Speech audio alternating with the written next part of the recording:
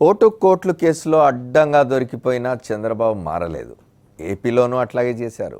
3 జిల్లాల్లో జరిగిన స్థానిక ఎమ్మెల్సీ ఎన్నికల్లో అడుగడుగునా ప్రజాస్వామ్యాన్ని ఖూనీ చేశారు. 3 చోట్ల అధికార పక్షాన్ని విపక్ష వైఎస్ఆర్సీపీ ఎండగట్టింది. స్థానిక ఎమ్మెల్సీ ఎన్నికల్లో టీడీపీ ప్రలోభాలు, బలం లేకున్నా 3 చోట్ల పోటీ, నిస్సిగ్గుగా శిబిరాలు నిర్వహించిన మంత్రులు. ఏపీలోనూ బ్రీఫ్డ్ మీ పాలసీని నమ్ముకున్న చంద్రబాబు. ఓటుకు కోట్లు కేసులో దొరికిన మారని వైఖరి. టీడీపీ ప్రలోభాలను ధీటుగా ఎదుర్కొన్న వైఎస్ఆర్సీపీ. ఏపీలోనూ కర్నూలు, నెల్లూరు, వైఎస్ఆర్ జిల్లాల్లో అధికార పార్టీ ప్రలోభాల పర్వం పరాకాష్ఠకు చేరింది.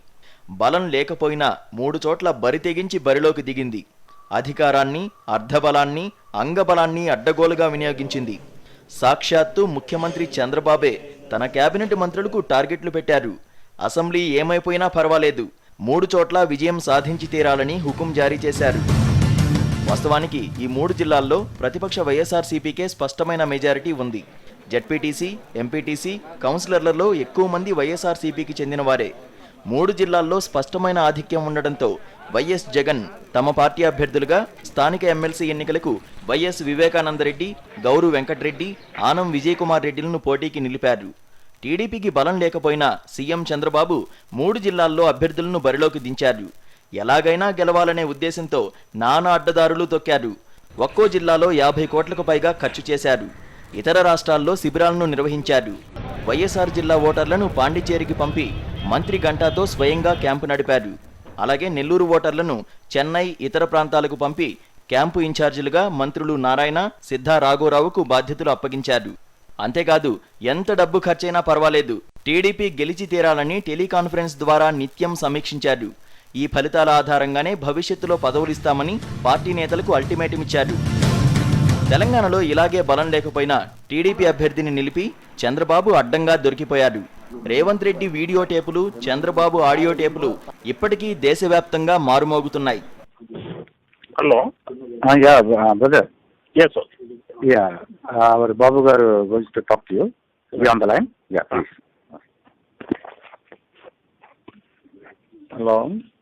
Sir, good evening sir. Good evening, brother. How are you? Yes, fine, thank you. Man, all they briefed me. Yes sir. I am with you. Don't bother. Right sir. For everything, I am with you. What all they spoke, will honor. Yeah, right sir. Freely you can decide. No problem at all. Nominated MLC స్టీఫెన్సన్తో briefed me అని మాట్లాడిన గొంతు సాక్షాత్తు CM చంద్రబాబుదేనని forensic నిపుణులు కూడా నిర్ధారించారు. అయినా తన వైఖరిని మార్చుకోలేదు. మళ్లీ ఇక్కడ అదే పాలసీని అమలుపరిచారు చంద్రబాబు. అయితే చంద్రబాబు ప్రలోభాలను ప్రతిపక్ష వైఎస్ఆర్సీపీ ఎక్కడికక్కడ ఎండగట్టింది. అసెంబ్లీలో హుందాతనం, నిజాయితీ, నైతికత అని స్పీచ్లిచ్చే చంద్రబాబు బయటేమో అనైతిక రాజకీయాలు చేయడంపై తీవ్ర స్థాయిలో విమర్శలు వెల్లువెత్తుతున్నాయి. ఎన్ సతీష్, ప్రిన్సిపల్ కరెస్పాండెంట్, విజయవాడ.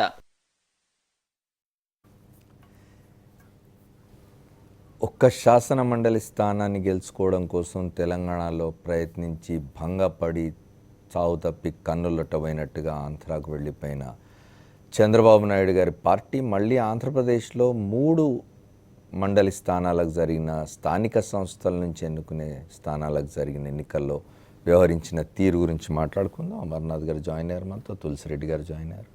అట్లాగే మనతో నెల్లూరు నుంచి తిరుపతి నుంచి బీజేపీ నాయకులు రమేష్ నాయుడు జాయిన్ అయ్యారు. వైఎస్ఆర్ కాంగ్రెస్ పార్టీ నాయకులు గౌరు వెంకటరెడ్డి కర్నూలు నుంచి మనతో ఈ చర్చలో పాల్గొంటారు. గౌరు వెంకటరెడ్డి స్వయంగా అభ్యర్థి కూడా, వారితో కూడా మాట్లాడదాం. అసలు వారి అభ్యర్థి ముందు వారితో మాట్లాడదాం. అసలు ఏం జరిగింది, వారు ఎట్లా దాన్ని చూస్తున్నారు, ఈ మొత్తం వ్యవహారాన్ని. 3 జిల్లాల్లో కూడా ఆ వైఎస్ఆర్ కాంగ్రెస్ పార్టీకే ఎక్కువ మంది ఎంపీటీసీలు, జెడ్పీటీసీలు, కౌన్సిలర్లు ఉన్నప్పటికీ ఏ ధీమాతో తెలుగుదేశం పార్టీ అభ్యర్థుల్ని నిలబెట్టింది? వెంకటరెడ్డి గారు చెప్పగలరా ఏం జరిగిందో?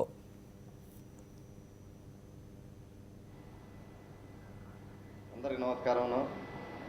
వాస్తవంగా కర్నూలు జిల్లాలో వైఎస్ఆర్సీపీ దాదాపు అత్యధిక మెజార్టీతో స్థానాలు గెలిపించడం జరిగింది. గతంలో కూడా ఎంపీటీసీలను, జెడ్పీటీసీలను ప్రలోభ పెట్టి మేము అధికారంలోకి వచ్చాం, ఎంపీటీసీలకు, జెడ్పీటీసీలకు, కౌన్సిలర్లకు ఫండ్స్ ఇస్తాం, నిధులు ఇస్తామని చెప్పేసి డబ్బులు ఇచ్చి ఆ రోజు అందరిని లాక్కొని ఆ రోజు గెలిపించుకోవడం జరిగింది. 3 సంవత్సరాలైన గ్రామాల్లో ఎలాంటి అభివృద్ధి కానీ ఎలాంటి ఎంపీటీసీలకు కానీ జెడ్పీటీసీలకు ఫండ్ ఇవ్వకపోవడం కాక ఇప్పుడు ఎంపీటీసీ వ్యవస్థను జెడ్పీటీసీ వ్యవస్థను రద్దు చేస్తానే ఉద్దేశంతో చంద్రబాబు నాయుడు గారు ఉన్నారనే ఉద్దేశంతో కర్నూలు జిల్లాలో అందరూ కూడా ఎంపీటీసీలు జెడ్పీటీసీలు ఐక్యంగా ఉండి వైఎస్ఆర్ పార్టీ తరఫున గెలిచిన అభ్యర్థులు అందరూ కూడా వైఎస్ఆర్ పార్టీకి వేయాలనే నిర్ణయంతో ఈరోజు ఈ పార్టీలో నన్ను నిలబెట్టి గెలిపించుకోవడానికి అందరూ కూడా కృషి చేస్తున్నారన్న. ఈరోజు పూర్తిగా ఎట్లా జరిగినాయంటే ఎలక్షన్లు అచ్చెన్నాయుడు మంత్రి ఎడే కూర్చొని తిష్ట వేసి ఓటర్లకు డబ్బులు ఇస్తూ ఎన్నో రకాలుగా భయభ్రాంతులకు గురి చేసుకుంటా పూర్తిగా ఏమన్నా ఒక రకంగా మాట వినకపోతే కూడా మీ మీద కేసులు పెడతామనో లేకుంటే మీరు ఓటు వేసే విధానం పెట్టడం మాకు తెలుస్తుంది, ఎవరు ఏడ ఓటు వేసింది మాకు తెలుస్తుంది అని చెప్పి భయానికి గురి చేస్తున్నారన్న. మీ జిల్లాలో ఎంతమంది ఉన్నారు? మీ వైపు ఎంతమంది ఉన్నారు? వాళ్ళ వైపు ఎంతమంది ఉన్నారు ఒరిజినల్గా ఎలక్ట్ అయిన వాళ్ళు? దాదాపు ఒరిజినల్గా వైఎస్ఆర్ పార్టీకి 528 సీట్లు వైఎస్ఆర్సీపీ ఎంపీటీసీ గెలుచుకోవడం జరిగింది. జెడ్పీటీసీల్లో 56లో 53లో 30 గెలుచుకోవడం జరిగింది. అలాగే 220 కౌన్సిలర్లో 109 కౌన్సిలర్లు గెలుచుకోవడం జరిగింది. ఓన్లీ వైఎస్ఆర్సీపీ మీద గెలుచుకునేది. కాంగ్రెస్ పార్టీకి దాదాపు ఎంపీటీసీ 47 ఉన్నారు, సిపిఎం సిపిఐకి 8 ఉన్నారు, తర్వాత అలాగే ఎంఐఎంకి కూడా కొంత ఉన్నారు. తెలుగుదేశం కేవలం 450 సీట్లు మాత్రమే. ఓకే ఓకే వెంకటరెడ్డి గారు మళ్ళీ వస్తాను మీ దగ్గరికి. అమర్నాథ్ గారు చెప్పండి, ఆంధ్రప్రదేశ్లో ఇవాళ 3 కౌన్సిల్ స్థానాలకు ఎన్నికలు జరిగినాయి. ఒకటి నెల్లూరు, వైఎస్ఆర్ కడప జిల్లా, అట్లాగే కర్నూలు జిల్లా నుంచి. ఈ 3 జిల్లాల్లో కూడా వైఎస్ఆర్ కాంగ్రెస్ పార్టీకే ఎంపీటీసీలు జెడ్పీటీసీలు కౌన్సిలర్ల సంఖ్య ఎక్కువగా ఉంది, గెలిచింది. కానీ తెలుగుదేశం పార్టీ చాలా బహిరంగంగా శిబిరాలు నిర్వహించి ఆ 3 చోట్ల పోటీ పెట్టింది. అసలు గెలిచే అవకాశం కూడా లేదు. ఎట్లా చూస్తారు? మొదట్లోనే స్థానిక సంస్థలుగా ఇంకో పార్టీ నుంచి ఎన్నికైన సభ్యుల్ని తమ పార్టీ వరకు లాపుకోవడానికి మొదటి నుంచి ప్రయత్నం మొదలుపెట్టింది. నెగ్గినప్పటి నుంచి ఆ ప్రయత్నం చేస్తుంది. వాళ్ళకి మీకు మీ ఊళ్ళో ఈ పని చేసి పెడతాను, మీరేమో ప్రతిపక్ష పార్టీలతో ఉంటే మీ ఊళ్ళో పనులు జరగవు, మీ మండలంలో పనులు జరగవు, మీ వ్యక్తిగతంగా కూడా పనులు జరగవు అని వారిని బెదిరించి ప్రలోభపెట్టి వారికి ఆశ చూపి వాళ్ళందరినీ ముందు నుంచి లాక్కున్నారు.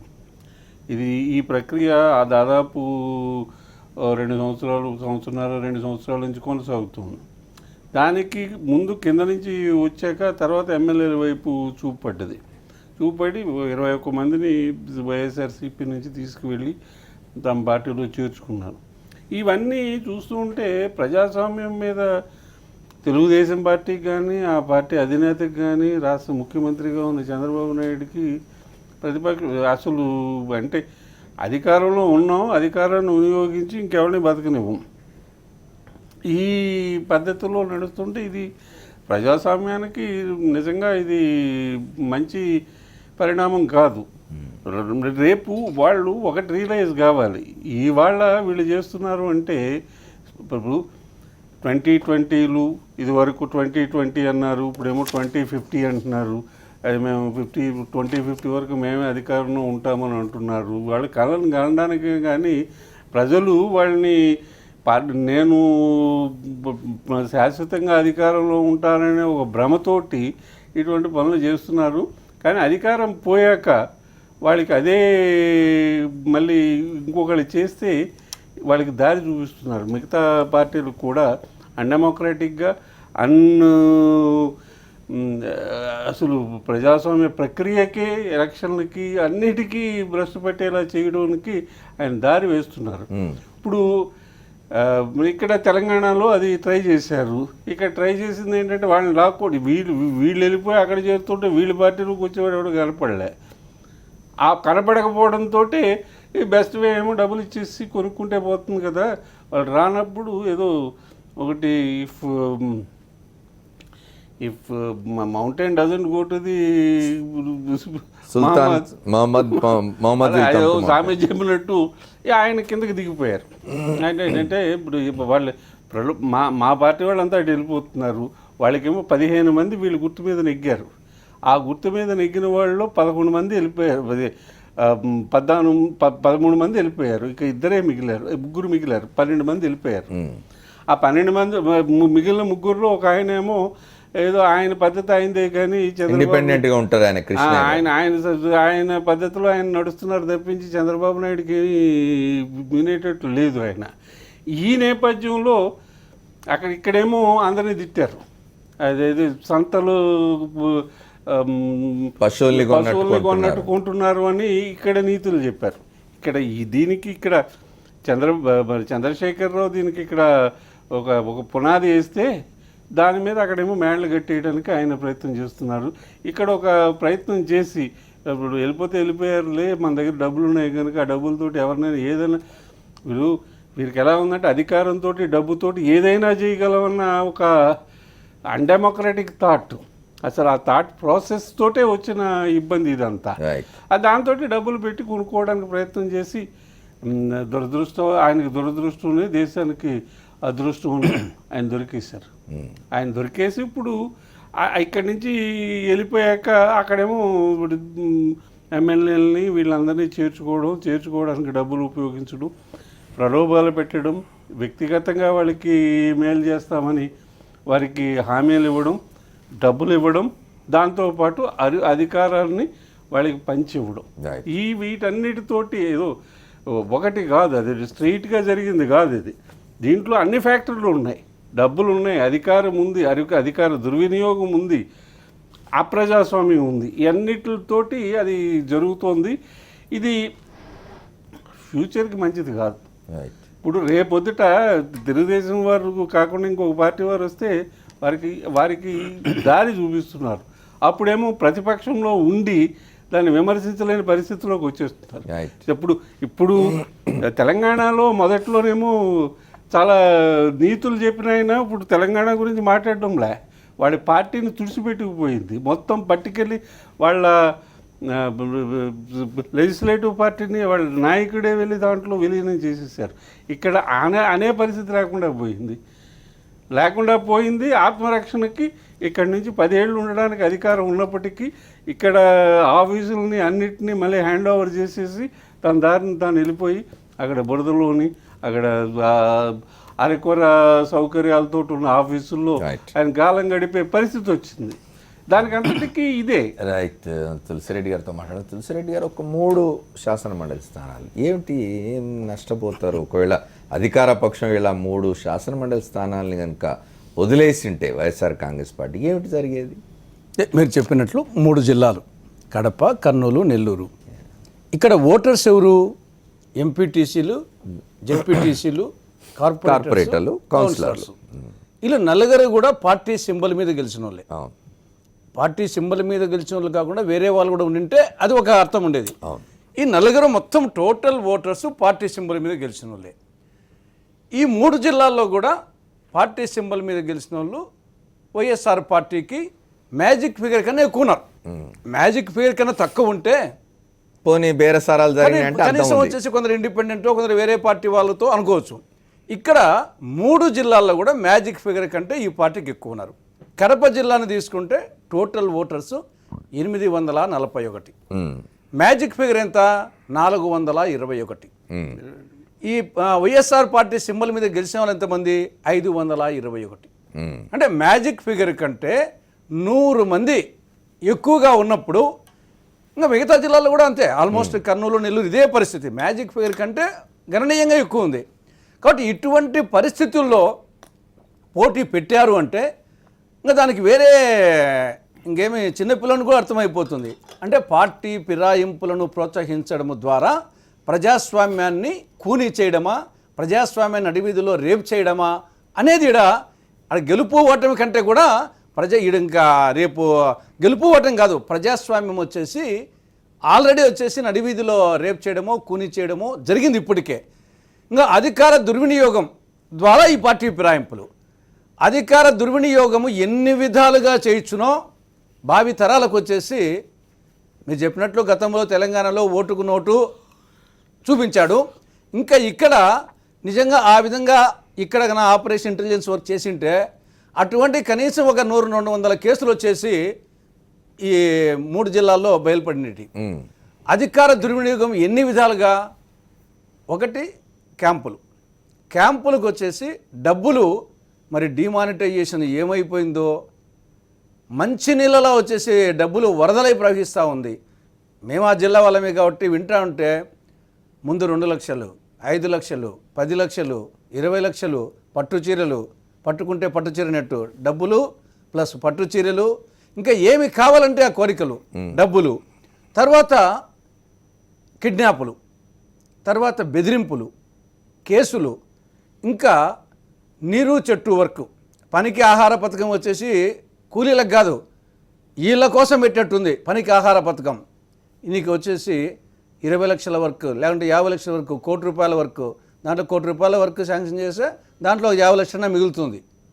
ఈ విధంగా అటు డబ్బులు, ఇటు పనికి ఆహార పథకము, నీరు చెట్టు, ఇటు ప్రలోభాలు, తర్వాత కిడ్నాపులు, బెదిరింపులు, కేసులు ఇవన్నీ చేసినాక కూడా క్యాంపులో ఉండేవాళ్ళు మళ్ళా ఓట్లు ఏమన్నా వేస్తారేమో ఉద్దేశంతో మళ్ళా వీళ్ళ కోసము 43 మందికి కంపానియన్ ఓటు, అంటే వాళ్ళు లోపల పోతే వేస్తారో అనే భయంతో వాళ్ళకు కంపానియన్ వచ్చేసి వేరే వాళ్ళని పెట్టి వాళ్ళ ద్వారా ఓటేస్తానికి కోసము ఎన్నికల కమిషన్ పోతే ఆడ కుదరలేదు, హైకోర్టు పోతే ఆడ కుదరలేదు. అంటే ఆడనే తెలుస్తూ ఉంది వచ్చేసి, అంటే ఎంపీటీసీలు, జెడ్పీటీసీలు, కౌన్సిలర్సు, కార్పొరేటర్సు వాళ్ళ ఓటు వాళ్ళు వేసుకోలేని పరిస్థితిలో 47 మందికి కంపానియన్ ఓటు కోసం ప్రయత్నం చేశావు అంటే ఆడనే ఇంకా ఎంత అపహాస్యంగా ఉందో అని అర్థమవుతుంది. ఇది కాకంగా అది ఫెయిల్ అయిపోయిన తర్వాత ఆయన టెలికాన్ఫరెన్స్లో అనేకసార్లు మాట్లాడడం జరిగింది. సీఎం గారు డైరెక్ట్గా టెలికాన్ఫరెన్స్లో సరే ఇంకా మంత్రులను దానికోసం వచ్చేసి ఇంకా కేటాయించడం జరిగింది. ఇవన్నీ అయినా కూడా భయంతో కోడ్లు పెట్టినారంట. మీకు వచ్చేసి ఇంత డబ్బు ఇచ్చాం, ఇంత వర్కులు ఇచ్చాం, ఏమన్నా అయితే మాకు తెలిసిపోతుంది అని ఆ కోడ్ అనే భయం వచ్చేసి అదొకటి పెట్టినారు, కోడ్ భయం వచ్చేసేసి.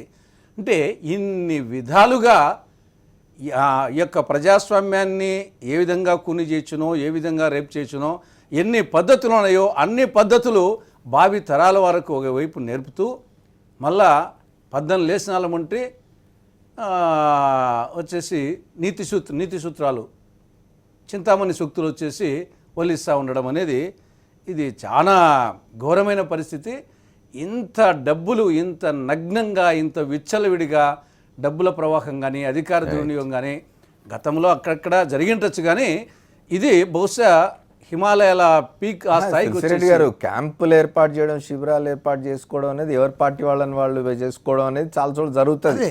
వేరే వాళ్ళు ఎవరైనా ప్రలోభ పెడతారేమో అని. కానీ ఇక్కడ వేరే పార్టీ వాళ్ళని ఎత్తుకుపోయి క్యాంపులు పెట్టడం అనేది కంపానియన్ ఓటు. దీని గురించి కూడా మాట్లాడుకుందాం. షార్ట్ బ్రేక్ తీసుకొని వచ్చి మన రమేష్ నాయుడు గారితో కూడా మాట్లాడదాం. Welcome back to the fourth estate. ఎక్కడ మనం వినని ఒక కొత్త ఇది వచ్చింది, కంపానియన్ ఓటు. తులసిరెడ్డి గారు చెప్పండి, ఈ కంపానియన్ ఓటు ఏమిటి? అంటే ఇప్పుడు క్యాండిడేట్ వచ్చేసి మరీ ఏజ్డ్ అయిపోయి, లేకుంటే ఓటర్ వచ్చేసి కనిపించక, గుర్తు కనిపించక, పేరు కనిపించక, అటువంటి ఎక్స్ట్రీమ్ కేసుల్లో వచ్చేసి ఎన్నికల అధికారి ఉంటాడు, సాయం చేయొచ్చు. ఇక్కడ 47 మంది వీళ్ళందరూ ముందు చెప్పినట్టు ఎంపీటీసీలు, జెడ్పీటీసీలు, కౌన్సిలర్స్, కార్పొరేటర్స్, ఒకరిద్దరు కాదు. ఇక్కడ 47 మందికి కంపానియన్ ఓటుకు అడిగారంటే వాళ్ళు ఖచ్చితంగా వాళ్ళు ఓట్లు వేయరు, టీడీపీ అభ్యర్థికి ఓట్లు వేయరు అనే అనుమానంతో వచ్చేసి ఇంకా పక్కన వాళ్ళ వెనకమ్మడి పోయిన వాళ్ళతో చెక్ చేయడం. కాబట్టి ఆన్నే ఇంకా ఎంత బరి తెగింపు అనేది ఆనే అర్థమవుతుంది. కంపానియన్ ఓటు కానే వాళ్ళు చేసేది ఎంత తప్పు అనేది ఆనే అర్థమైపోతుంది. ఏదో ఎక్స్ట్రీమ్ కేసెస్ వచ్చేసి ఒకరు ఏమైనా ఉన్నారంటే కంపానియన్ ఓటుకు యాక్సెప్ట్ చేయలేదు, ఎన్నికల కమిషన్ చేయలేదు, అంతటితో ఊరుకోలేదు, కోర్టుకు పోయినారు, కోర్టు కూడా ఒప్పుకోలేదు. కాబట్టి కనీసం ఎన్నికల కమిషను కోర్టు కొంతవరకు వచ్చేసి ప్రజాస్వామ్యాన్ని కాపాడినాయి. ఇక్కడ మనము ఒకసారి ఎన్టీఆర్ను చంద్రబాబును కంపేర్ చేయాల్సిన అవసరం ఉంది. ఇదే ఎన్టీఆర్ పార్టీ ప్రారంభించిన రోజుల్లో కాంగ్రెస్ పార్టీ ఉంటే 3 ఎమ్మెల్యేలు రత్తయ్య, ఆదయ్య, నారాయణ, వాళ్ళు రత్తయ్య చేరినారు. చేరిన తర్వాత ఎన్టీ రామారావు గారు వాళ్ళను మీరు వచ్చేసి ఎమ్మెల్యే పదవికి మీరు రిజైన్ చేయండి అని చెప్తే వాళ్ళు రిజైన్ చేయకుండా ఉంటామంటే ఎన్టీ రామారావు ఒప్పుకోలేదు. చెప్పినా కానీ పోకుంటే వాళ్ళను సస్పెండ్ చేశాడు. అంటే అప్పటికి ఎన్టీ రామారావు గారికి ఒక్క ఎమ్మెల్యే కూడా నాదెళ్ల భాస్కరరావు గారు రిజైన్ చేసి వచ్చాడు, ఒక్క రూల్ లేరు. అటువంటి సందర్భంలోనే నైతిక విలువలకు ఆయన ఆ రోజే వచ్చేసి పునాది వేసి రాజకీయాలకు వచ్చినటువంటి పార్టీ. ఆ పార్టీకి అధ్యక్షుడిగా ఉంటూ అసలు శాసన మండలినే రద్దు చేసిన వాడు నాయకుడు ఎన్టీ రామారావు. అట్లాంటి శాసన మండలికి వాళ్ళని తెచ్చుకోవడానికి పడుతున్న తాపత్రయం చూడండి తెలుగుదేశం పార్టీ. అటువంటి పార్టీకి అధ్యక్షుడిగా ఉంటూ ఇప్పుడు మన తెలంగాణలో ఏ విధంగా మీరు వచ్చేసి ఓటుకు నోటు వ్యవహారంలో విన్నారు, అదేవిధంగా ఇక్కడ తెలంగాణలో మీ పార్టీ ఎమ్మెల్యేలను తలసాని శ్రీనివాస్ యాదవ్ విషయంలో కానీ మిగతా వాళ్ళ విషయంలో కానీ మీరు ఏమేమి మాటలు మాట్లాడినారు, దాన్ని మర్చిపోయి ఓటుకు నోటుది మర్చిపోయి ఇక్కడ ఎమ్మెల్యేలను ప్రలోభపెట్టడము అంతటితో ఆగకుండా ఇంకా మరీ కింది స్థాయికి పోయి ఈ ఎన్నికల్లో తులసిరెడ్డి గారు ఒకటి చెప్పండి, ఎంపీటీసీ జెడ్పీటీసీ కార్పొరేటర్లు కౌన్సిలర్లు వీళ్లకు ఎమ్మెల్సీ ఎన్నికల్లో విప్ జారీ చేసే అవకాశం లేదా పార్టీకి? లేదు, ఎందుకంటే ఇది సీక్రెట్ ఓటింగ్ కాబట్టి విప్ జారీ చేసి ఎప్పుడు ఓపెన్ ఓటింగ్ ఉన్నప్పుడే విప్ ఉంటుంది. కాబట్టి ఎంపీటీసీలు మండల పరిషత్ అధ్యక్షులు ఎన్నుకున్నప్పుడు కానీ లేకుంటే అవిశ్వాస తీర్మానం అప్పుడు కానీ జెడ్పీటీసీలు జెడ్పీ చైర్మన్ ఎన్నుకున్నప్పుడు కానీ అవిశ్వాసనప్పుడు కానీ అప్పుడు వచ్చేసి డైరెక్ట్గా చేతులు ఎత్తేది ఉంటుంది. ఇక్కడ ఈ స్థానిక ఎమ్మెల్సీ దానికి సీక్రెట్ ఓటింగ్ కాబట్టి దానికి విప్పు జారీ చేసేదానికి స్కోప్ ఉండదు. రైట్, మనం ఒకసారి రమేష్ నాయుడు గారితో మాట్లాడదు. రమేష్ నాయుడు గారు, ఇప్పుడు భారతీయ జనతా పార్టీ గోవాలోనో మణిపూర్లోనో చేసిందంటే అర్థం ఉంది, ఎందుకంటే వేరే పార్టీల వాళ్ళు ఉన్నారు, వాళ్ళు వచ్చి చేసుకోవచ్చు అనుకోవచ్చు. కానీ ఇదేమిటిది, మీ మిత్రపక్షం ఆంధ్రప్రదేశ్లో ఇవాళ 3 మండలి స్థానాలకు జరిగిన ఎన్నికల్లో అవలంబించిన తీరును మీరు ఎట్లా సపోర్ట్ చేస్తారు?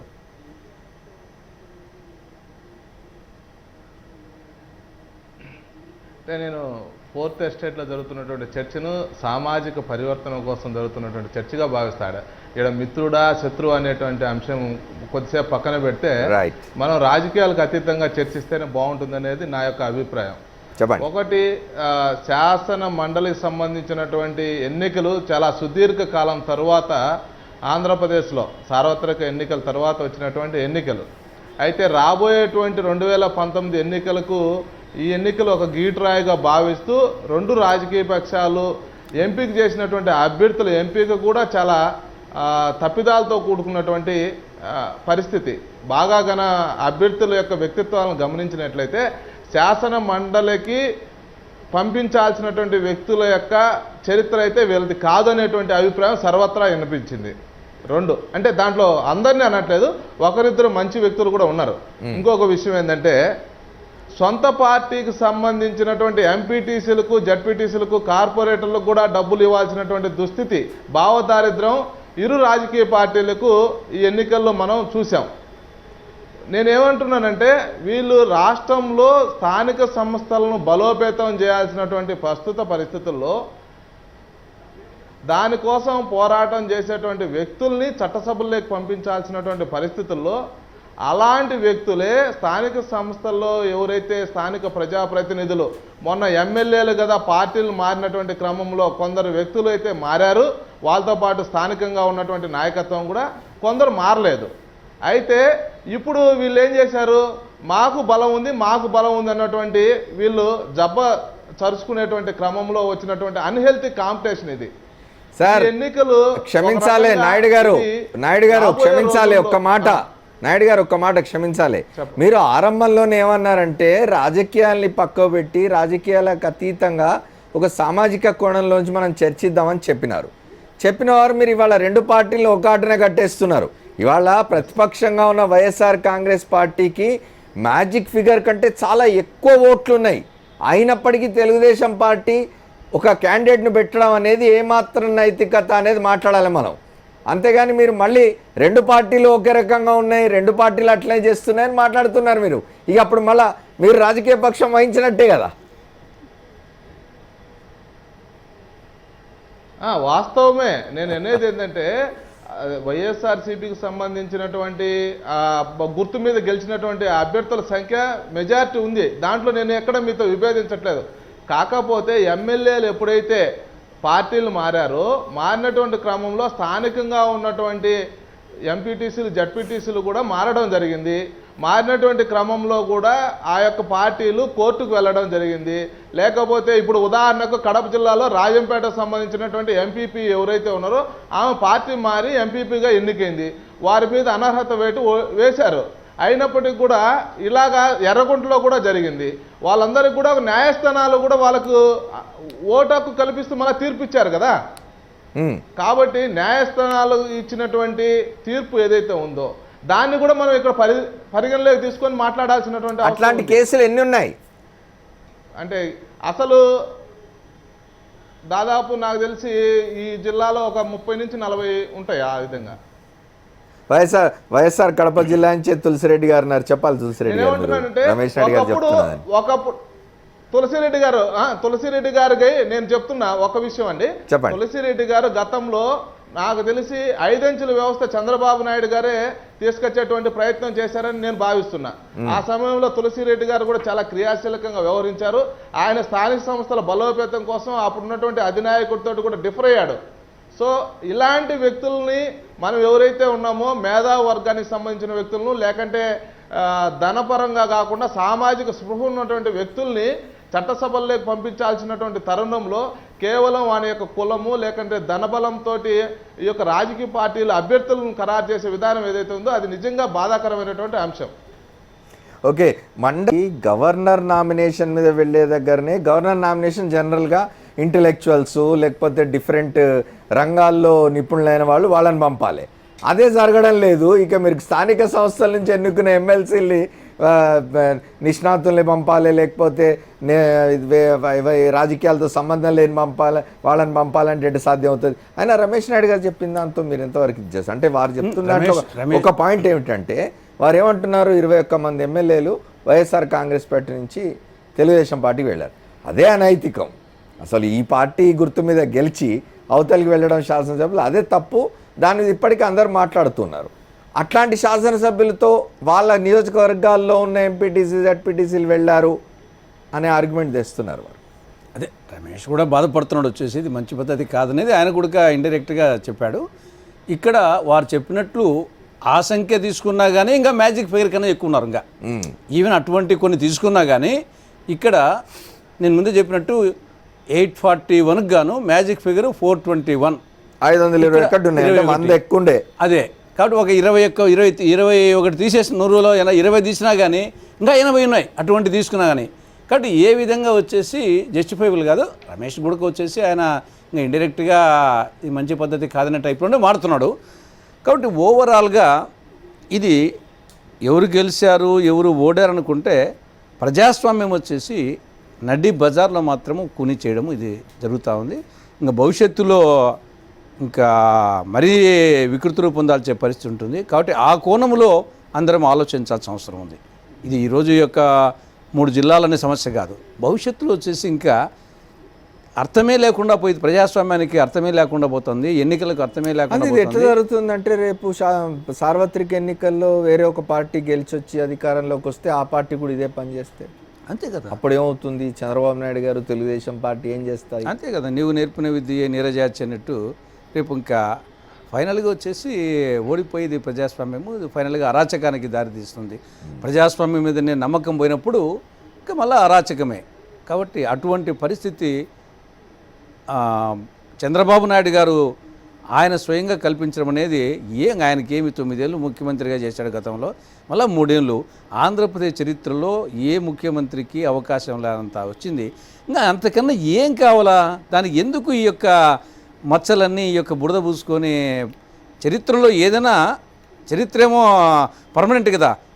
మనము క్రీస్తు పూర్వం నుండి అలెగ్జాండర్ కానంటే ఇప్పుడు కూడా ప్రతి క్యారెక్టర్ గురించి కొన్ని మెరిట్స్ డిమెరిట్స్ చెప్పుకుంటాము. ఎందుకు ఇన్ని డిమెరిట్స్ వచ్చేసి 12 సంవత్సరాల ముఖ్యమంత్రిగా అనేది ఒక మెరిట్ పెట్టుకొని ఇన్ని డిమెరిట్స్ ఎందుకు పెట్టుకోవాలా? రైట్. అలెగ్జాండర్ లాంటి వాడే మొత్తం ప్రపంచాన్ని జయించాలన్న గుదినవాడు చనిపోయాడు. చేతులు ఇట్లా బయటకు పెట్టండి అని చెప్పి చనిపోయాడు. ఒకసారి వెంకటరెడ్డి గారితో మాట్లాడదాం. వెంకటరెడ్డి గారు ఒకటి చెప్పండి, కర్నూలు జిల్లాలో కూడా కొంతమంది శాసనసభ్యులు వైఎస్ఆర్ కాంగ్రెస్ పార్టీ నుంచి ఫిరాయించి అధికార పక్షంలోకి వెళ్ళినారు. వాళ్ళతో పాటు ఎంపీటీసీలు జెడ్పీటీసీలు పోయిన కారణంగానేనా ఈ పరిస్థితి అంతా వచ్చింది రమేష్ నాయుడు గారు అంటున్నట్టుగా?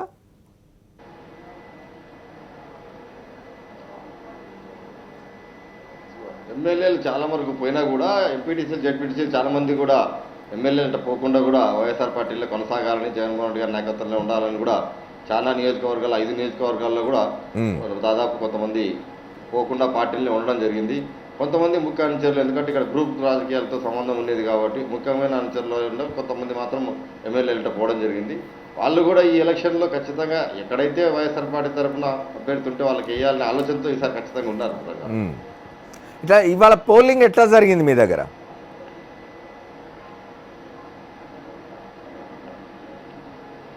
పోలింగ్ చాలా ప్రశాంతంగా జరిగిందన్న, ఎక్కడైనా కూడా ఆలోచన సంఘటన జరగలేదు. కాకపోతే వాళ్ళు ఏమంటే మొత్తం ఒకటేసారి 10 రోజుల నుంచి అందరినీ క్యాంపులో పెట్టి అచ్చెన్నాయుడు, చక్రపాణి ఇక్కడ ఇద్దరు తిరుగుతూ ప్రతి ఒక్కరిని బెదిరించుకుంటూ భయపించుకుంటూ 10 రోజుల నుంచి క్యాంపు తీసుకుపోవడం జరిగింది. 10 రోజుల తర్వాత నిన్న రాత్రి తీసుకొచ్చి రాత్రిలో వాళ్ళందరినీ ఎక్కడెక్కడ క్యాంపులు పెట్టి ప్రతి ఒక్క లాడ్జీలో దింపుకొని వాళ్ళందరినీ ఎక్కడెక్కడ బందోబస్తు చేసుకొని ఉదయం తీసుకొని రావడం జరిగింది. ఆ తర్వాత ప్రశాంతంగానే పోల్ జరిగింది. కానీ పూర్తిగా విపరీతమైన భయాందోళనకు గురి చేశారు ఏపీటీసీలను, జెడ్పీటీసీలను. మీ జిల్లా నుంచి ఎంతమందిని క్యాంపులో తీసుకుపోయినారు? అట్లా సరే మాకు గుర్తుంది, మాకు తెలిసిపోతుంది మీ ఓటు ఎట్లా వేసినది. దాదాపు 400 మందిని క్యాంపుకు తీసుకొని పోవడం జరిగింది. రైట్, 400 మంది దాకా తీసుకొని పోవడం జరిగింది. రైట్. రమేష్ నాయుడు గారు ఏమంటారు దీనికి చూద్దాం, మాట్లాడదాం. ఒక షార్ట్ బ్రేక్ తీసుకొని వద్దాం. 4th ఎస్టేట్ మనం ఆంధ్రప్రదేశ్లో జరుగుతున్న 3 జిల్లాల్లో శాసన మండలికి జరుగుతున్న ఎన్నికల గురించి మాట్లాడుకుంటున్నాం. నిజానికి తెలుగుదేశం పార్టీ ఆవిర్భావంతో ఎన్టీ రామారావు అసలు మండలిని రద్దు చేయాలన్నారు. ఆ తర్వాత ఆయన మండలిని రద్దు చేసినారు. మళ్ళీ 2004లో కాంగ్రెస్ పార్టీ అధికారంలోకి వచ్చే వరకు కూడా ఆంధ్రప్రదేశ్లో శాసన మండలి అనేది లేదు. అట్లాంటి రివైవ్ అయిన శాసన మండలిలో తమ వాళ్ళని గెలిపించుకోవడం కోసం ఆంధ్రప్రదేశ్లో అదే తెలుగుదేశం పార్టీ చేస్తున్న వ్యవహారాల గురించి మాట్లాడుకుంటున్నాం. మన రమేష్ నాయుడు గారు చెప్పండి, ఇంతకుముందు గౌరవ వెంకటరెడ్డి గారు మాట్లాడిన దానికి మీరేమంటారు? నేనేమంటానంటే అసలు కార్నర్ స్టోన్ ఆఫ్ డెమోక్రసీ అనేది ఓట్ అంటే తెలిసినటువంటి వ్యక్తులు ఎవరైతే ఉన్నారో ఉపాధ్యాయ రంగం కావచ్చు, లేకుంటే గ్రాడ్యుయేట్స్ కూడా మొన్న జరిగినటువంటి ఎన్నికల్లో చాలా బాధాకరమైనటువంటి అంశాలన్నీ కూడా మనకు కనబడ్డాయి. వాళ్ళు కూడా స్వతహాగా మందు పార్టీలకు లేకంటే డబ్బులు తీసుకోవడం ఈ విధానం ఏదైతే ఉందో ఆ విధానం చూసిన తర్వాత స్థానిక సంస్థల్లో వాళ్ళు డబ్బులు ఖర్చు పెట్టి లక్షల రూపాయలు ఖర్చు పెట్టి ప్రజలకు వాళ్ళ కాల వ్యవధి పూర్తయ్యే లోపు ఏదో ఒక రకమైనటువంటి అభివృద్ధి చేయకపోతే చరిత్రలో హీనులుగా నిలబడిపోతామన్నటువంటి ఆతృతతోటి కొంతమంది అధికార పక్షం వైపు ప్రలోభాలకు లొంగారు. దాన్ని నేను కాదనలేదు. అదే సమయంలో కూడా ఈ ప్రతిపక్ష పార్టీకి సంబంధించినటువంటి పార్టీ కూడా క్యాంపు రాజకీయాలు నిర్వహించడంలో కానీ లేకంటే వాటితోటి పోటీపడి కొన్ని రకాలైనటువంటి ప్రలోభాలు గురి చేయడంలో ఏమాత్రం అయితే తీసిపోలేదు. ఇది వాస్తవాన్ని మనం చెప్పాలి, తప్పనటువంటి పరిస్థితి, చర్చించాల్సినటువంటి అవసరం ఉంది.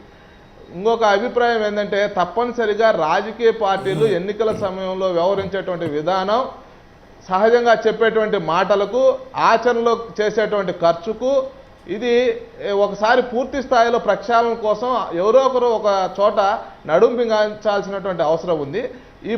ఈ యొక్క ఎవరైతే పార్టీలు మారుతున్నారో ఆ విధానానికి భారతీయ జనతా పార్టీ కూడా వ్యతిరేకంగా ఉంది. ఆ విధమైనటువంటి ఆలోచన చేస్తుంది. వెంకయ్యనాయుడు గారు కూడా ఆంధ్రప్రదేశ్లోను ఢిల్లీలో 2 సార్లు దీని మీద రాబోయే రోజుల్లో మేము పార్టీలు ఎవరైతే మారుతున్నారో ఆ యొక్క విధానం మీద మేము తప్పనిసరిగా పునరాలోచన చేస్తాం, చట్టాలు కూడా ఆ విధంగా సమీక్షిస్తామని చెప్పారు. నరేంద్ర మోడీ గారి మీద కూడా మాకు చాలా విశ్వాసం ఉంది. తప్పనిసరిగా ఇదొక అంశాన్ని ఈ యొక్క ఏదైతే సమాజంలో జరుగుతున్నటువంటి జుగుప్సాకరమైనటువంటి విధానం ఏదైతే ఉందో దాని మీద తప్పనిసరిగా నిర్ణయాలు చేస్తారన్నటువంటి నిర్ణయాలు చేయాల్సిందే. కానీ మీ మిత్రులే చేస్తున్నారు ఇట్లాంటి పనులు, చాలా ఇతరుల గురించి కూడా మాట్లాడుతున్నారు మీరు, కానీ మీ మిత్రుడు చంద్రబాబు నాయుడు గారు చేస్తున్నారు కదా ఇట్లాంటి పనులు. అంటే ఇప్పుడు ఆంధ్రప్రదేశ్లో కొత్త రాజకీయ ఒక్క నిమిషం అండి చెప్పండి. ఆంధ్రప్రదేశ్లో ఉన్నటువంటి అన్హెల్తీ కాంపిటీషన్ ఏదైతే ఉందో ఆ అన్హెల్తీ కాంపిటీషన్లో నాదా నీదా పై చేయనేటువంటి అంశంలో మా పెద్దలు తులసిరెడ్డి గారు సహజంగా చెప్తుంటారు ఒక సామెత, ఆవులు మళ్లించేవాడు అర్జునుడని. ఆ క్రమంలో వాళ్ళు ఏమనుకుంటున్నారంటే కొన్ని రకాలైనటువంటి విలువలు పక్కన పెట్టైనా సరే సమాజంలో మనం గెలిపే ప్రాతిపదిక ముందుకు పోతున్నారు కదా, దాని బాధ్యత ఎవరు వహించాలని మీరు అందరినీ ఒకటే కాటగడుతున్నారు.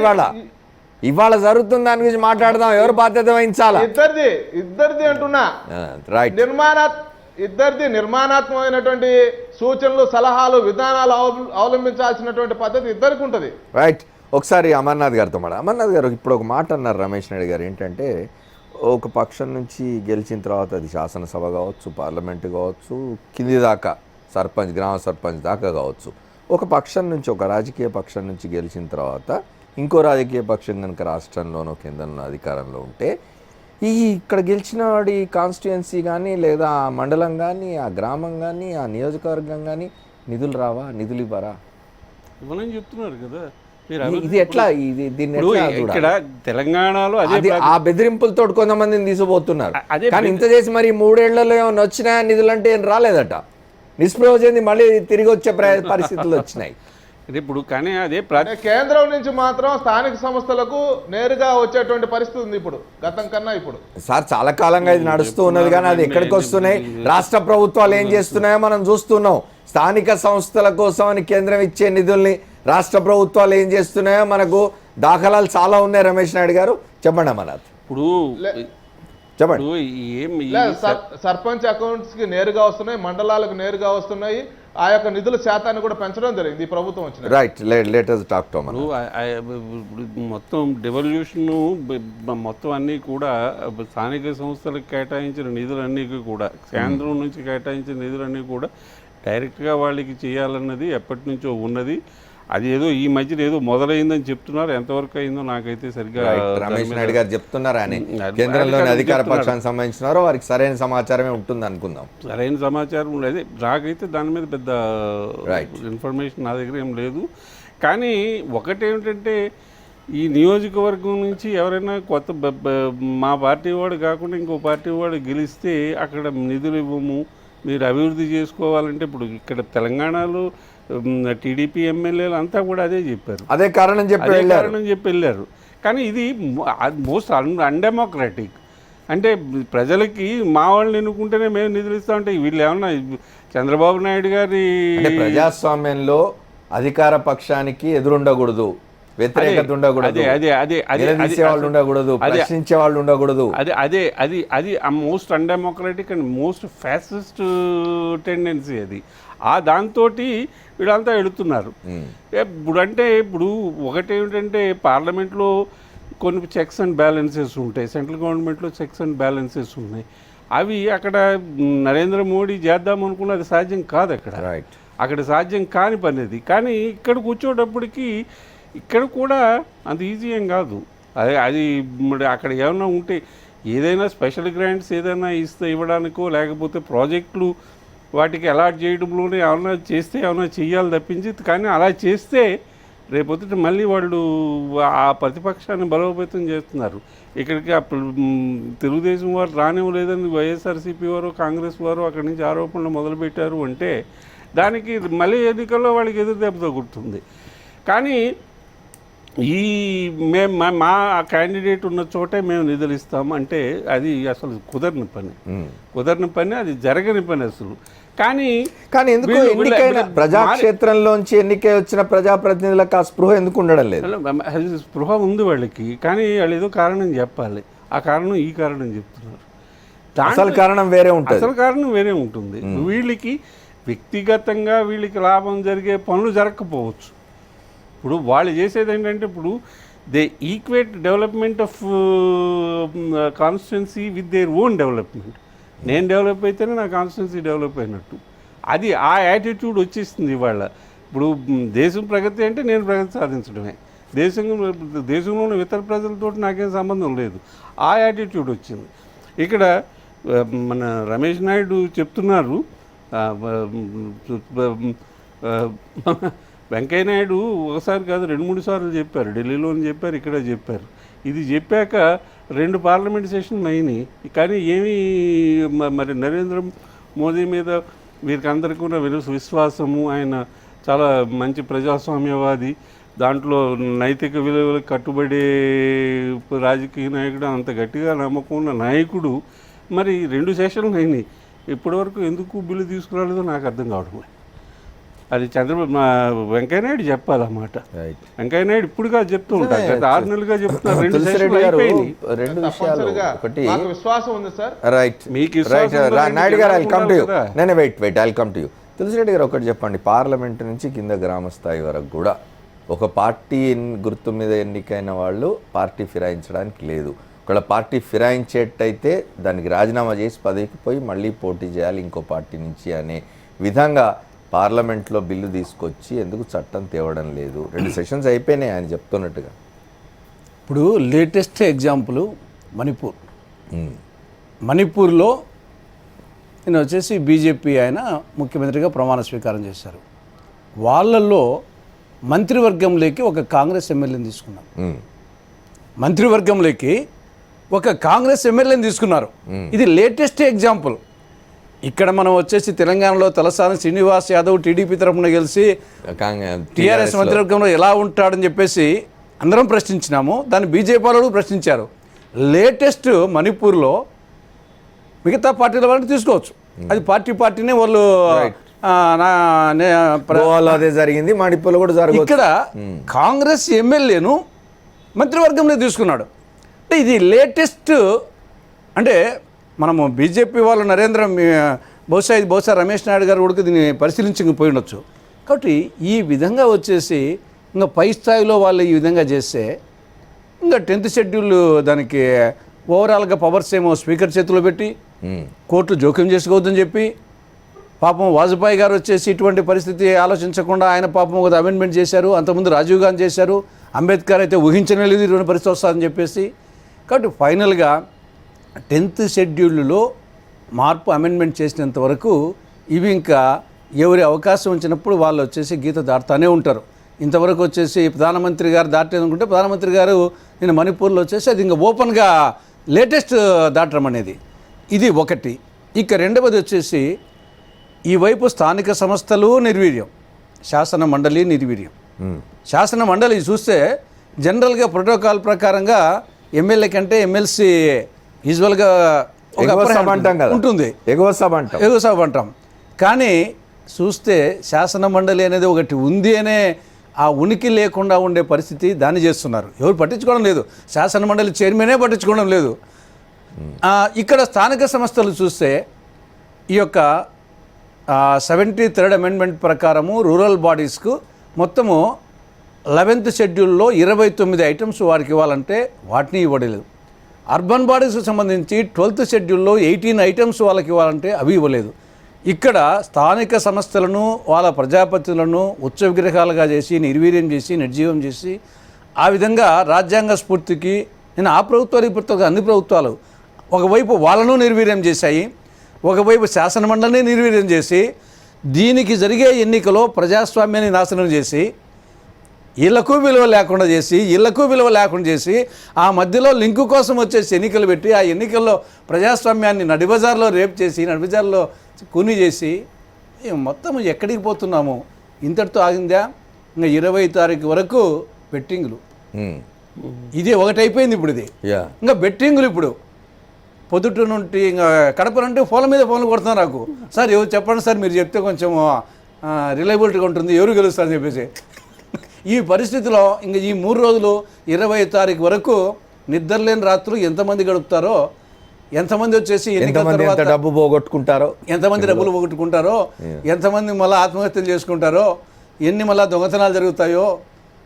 ఇది ఓవరాల్గా ఈ ఎన్నికలు వీళ్ళను నిర్వీర్యం చేసి ప్రజాస్వామ్యాన్ని నాశనం చేసి బెట్టింగులు పెట్టి డబ్బులు వచ్చేసి అధికార దుర్వినియోగము, ప్రలోభాలు, డిమానిటైజేషన్ ఎక్కడికి పోయిందో, ఎట్టు వచ్చినా ఈ లక్షల అర్థం కాలే ఇప్పటికీ. రమేష్ నాయుడు గారు చెప్పండి, ఇప్పటికైనా కేంద్ర ప్రభుత్వం పైనుండి కింది వరకు కూడా పార్టీ ఫిరాయింపుల్ని చాలా ఖచ్చితంగా నిరోధించే మార్పులు ఏమైనా చట్టంలో చేస్తుందా బీజేపీ? ఆ శాసనం చేయగలదా? తప్పనిసరిగా భారతీయ జనతా పార్టీ రాజకీయాల్లో ఉన్నటువంటి లోపాలు ఏవైతే ఉన్నాయో వాటిని ప్రక్షాళన చేయడం కోసం మా యొక్క అజెండాగా పెట్టుకున్నాం. రైట్, చాలా అంశాల్లో మేము ప్రక్షాళన చేయాలి, దాంట్లో ఇది కూడా ఒక అజెండాలో ఒక భాగం. తప్పనిసరిగా జరుగుతుందని. కాకపోతే ఆ మణిపూర్కు సంబంధించినటువంటి కావచ్చు, గోవాకు సంబంధించినటువంటి అంశాల్లో మనం చూస్తే మా పార్టీ నుంచి వెళ్ళినటువంటి వ్యక్తులు ఎవరైతే ఉన్నారో, అసంతృప్తి పెట్టినటువంటి పార్టీలు, స్వతంత్రంగా పోటీ చేసినటువంటి వ్యక్తులందరూ కూడా మా లేక రావడం. కాంగ్రెస్ శాసన సభ్యుడిని మంత్రిగా చేర్చుకున్నారు నెహ్రూ గారు మణిపూర్లో అని చెప్తున్నారు తులసిరెడ్డి గారు. నెహ్రూ గారు కూడా ప్రతిపక్ష పార్టీలో ఉన్నటువంటి ప్రతిపక్ష పార్టీలో ఉన్నటువంటి మేధావులు అర్హులు ఎవరైతే ఉన్నారో వాళ్ళను కూడా తన మంత్రివర్గంలోకి నెహ్రూ గారు తీసుకున్నారు.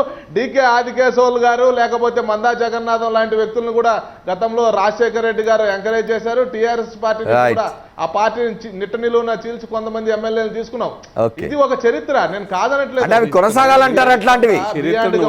సార్ ఒకటేమో డిస్టార్షన్ ఆఫ్ ది హిస్టరీ, రెండవది ఇట్లాంటిది కొనసాగాలంటారా జరిగి ఉంటే గతంలో? ఈ విధానం మీద మనందరం కూడా ముక్త కంఠంతో వ్యతిరేకిస్తున్నాం. రైట్ రైట్ రమేష్, మనందరం కూడా రైట్ రమేష్ ఒక్క నిమిషం. అయితే రమేష్ ఒక్క నిమిషం. ఒకటి నేనేమంటున్నానంటే మీ ఒక్క సెకండ్ మీ ద్వారా నేను డిమాండ్ చేసేది ఏంటంటే, నా యొక్క విజ్ఞప్తి ఏంటంటే, కర్ణాటక, కేరళ, పశ్చిమ బెంగాల్ లాంటి రాష్ట్రాలు అక్కడ వామపక్ష పార్టీకి సంబంధించినటువంటి పార్టీలు కూడా ఉండొచ్చు బహుశా. అయినప్పటికీ కూడా నేనేం చెప్తున్నానంటే, ఆ రాష్ట్రాల్లో స్థానిక సంస్థలకు ఇచ్చినటువంటి అధికారాలు, విధుల బదిలీ ఏదైతే ఉందో ఆ స్థాయిలో మన ఉమ్మడి తెలుగు రాష్ట్రాల్లో కూడా స్థానిక సంస్థల బలోపేతం కోసం కృషి చేయాలి. ప్రభుత్వం నుంచి కూడా ఆ విధమైనటువంటి right. Thank you. I got your point. Venkatareddy గారు చెప్తున్నారు. నిధులు ఏవైతే right Ramesh, I got your point. ఒక మార్గం వైపు Ramesh, I got your point. Time అయిపోయింది. వెంకటరెడ్డి గారు చెప్పండి. ఈరోజు ఈ ఎలక్షన్ మధ్యాహ్నం నుంచి ముఖ్యమంత్రి స్థాయిలో ఉండి ఎంపీటీసీలను అందరినీ డివిజన్ ఒక్కొక్కసారి ఏర్పాటు చేసుకొని మీరు ఎట్లా ఓటు వేస్తారు, ఏ విధంగా వేస్తారో మాకు తెలిసిపోతుంది. కాబట్టి ప్రతి ఒక్కరు కూడా మాకు వేయాలని చెప్పేసి క్యాంపు ఉన్న వాళ్ళు కూడా ముఖ్యమంత్రి స్థాయిలో ఉండి ప్రజా సమస్యలు పట్టించుకోకుండా యొక్క ఎన్నిక కోసం నిన్నంతా శ్రమ చేయడం జరిగింది. మంత్రి గారు అయితే కూర్చొని బెదిరించడం జరిగింది. ఒకరోరికి డబ్బులు ఇస్తూ బెదిరింపు. ఒక ఎమ్మెల్యే గెలుచుకోవడం కోసము నిన్న ఎంత ఘోరంగా జరిగిందంటే, ఈరోజు భూమనాయుడి చావు కూడా కేవలం అతని మీద మీ కౌన్సిలర్లు మీరు సరిగ్గా పని చేస్తలేరంట అని చెప్పేసి ఒక రాత్రి వాళ్ళను అమరావతికి తీసుకొచ్చి నాయిరెడ్డి గారు హాస్పిటల్లో ఉంటే కాదుకూడదు రావాలని చెప్పి పిలిపించి ఈ ఎలక్షన్లకు ఈ ఒక్క ఎన్నిక కోసం రకరకాలుగా ముఖ్యమంత్రి అందరినీ కూడా హింసించి ఈరోజు నాయిరెడ్డి చావుకు కారకుడు ముఖ్యమంత్రి అని రైట్ అండి. పూర్తిగా వీళ్ళు ఈ స్థానాన్ని గెలిపించడం కోసం రకరకాల బెదిరింపులు జరిగింది. లక్షల కొద్ది డబ్బులు ఇవ్వడం జరిగింది. ఓకే, ఏమంటారు అన్నది గారు చివరిగా? ఎమ్మెల్సీ ఎలక్షన్ సమయం అయిపోయింది. అదే ఎమ్మెల్సీ ఎలక్షన్లో ఈ అవినీతి అంతా జరిగితే దీనికి ప్రక్షాళనకి స్థానిక సంస్థలకి బలోపేతం చేయడం కాదు, అది బలోపేతం చేయవలసిందే. ఆ బలోపేతం చేయడం డెమోక్రసీకి అవసరం. కానీ నైతికత అనేది ఒక అసలైన ప్రశ్న కదా, ఎన్నికల్లో సంబంధం లేదు. దాని ప్రక్షాళనకి దీనికి, దాని బలోపేతం చేయడానికి దీనికి అసలు సంబంధం లేదు. రెండో విషయం, రమేష్ నాయుడు ఏదో నెహ్రూ కూడా చేర్చుకున్నారని చెప్పారు. ఆయనకు అవగాహన లేక అలాగ అంటున్నారు. ఎంచేదంటే జవహర్లాల్ నెహ్రూ ఆ రోజున నేను అవగాహనతో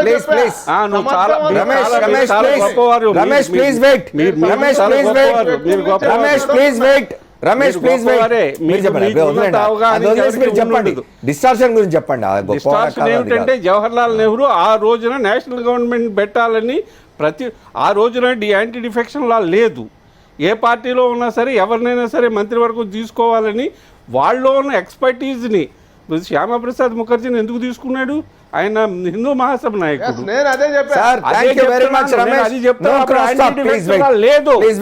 యాంటీ డిఫెక్షన్ మంత్రి పదవి ఇవ్వలేదు. అంబేద్కర్ ని రాజ్యాంగానికి డ్రాఫ్టింగ్ కమిటీలో తీసుకోవడానికి మినిస్టర్ చేశాడు. ఆ తర్వాత ఆ రాజ్యాంగం తయారు చేసే ప్రక్రియ అయిపోయాక వాళ్ళందరూ కూడా బయటకు వెళ్ళిపోయారు.